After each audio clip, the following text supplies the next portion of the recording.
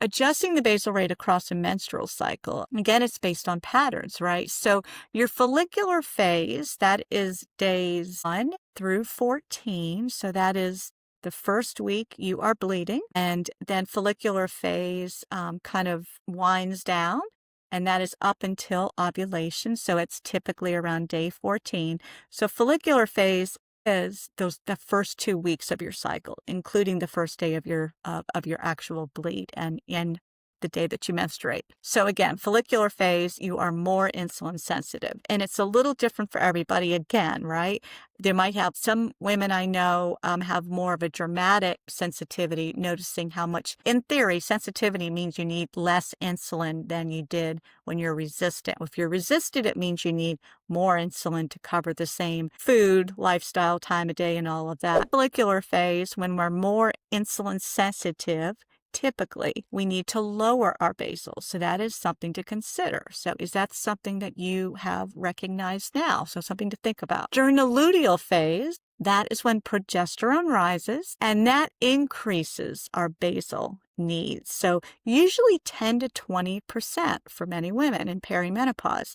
And again, if you're cycling, you'll have to factor this in. Again, following the trends, tracking your cycle, seeing what typically happens, and then you can base your settings around what you're learning. So again, progesterone rises. It also means our estrogen is falling. So that is the same thing that's going on. So estrogen goes down, progesterone goes up, usually makes us very sleepy and relaxed, calms us down because we are getting ready for the start of a new cycle. So that is what our body is just naturally doing and feeling and experiencing. And your cycles may be irregular, especially if, well, notably in perimenopause, but the patterns still show up. This is something too that a lot of women, even if they're not cycling on every 28 days or any sort of normalcy, I still say track the calendar. Even if you're not bleeding on your typical day 1, your hormones are still doing that background shift. And usually the symptoms you're feeling are going to reflect that.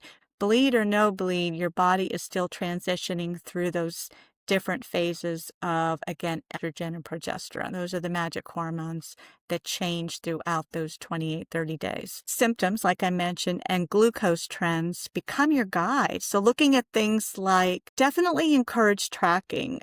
This is something I'm working on in the book, is I'm going to have a resource that's going to be attached inside the book that you can download and save it on your own Google Drive, and you can keep track of these trends. I love this idea. I'm building it right now. I can't wait to get it to where it's fine-tuned and it's going to really help women. So that's going to be an added resource that you can get once you buy the book. Other things to consider is your morning numbers. So that's a good reflection. I know that's always a trigger for me. That's like number 1. If I'm starting to trend higher in the morning or lower in the morning, it's telling something, because a good, steady, I guess a proficient, is that a word? Basal rate for you overnight is going to be set so that you wake up. Number 1, you want to stay steady all night, again, within 10 to 20 milligrams per deciliter. That's okay if it goes up a little bit. It's not going to stay flat, because nobody stays flat, but it's going to hold you steady. That is the goal of basal, is to keep you steady with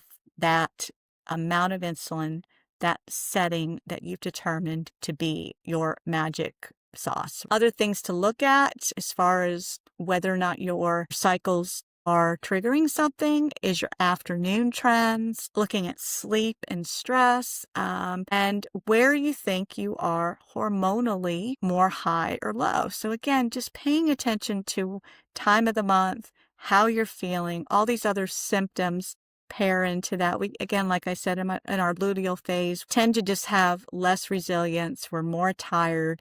We tend to crave the carbohydrates, which is the frustrating part, because our estrogen is not as sensitive, or I should say our insulin is not as sensitive because estrogen is starting to drop. But again, it's just awareness. It's understanding what's happening and why it's happening and what you can do to mitigate that.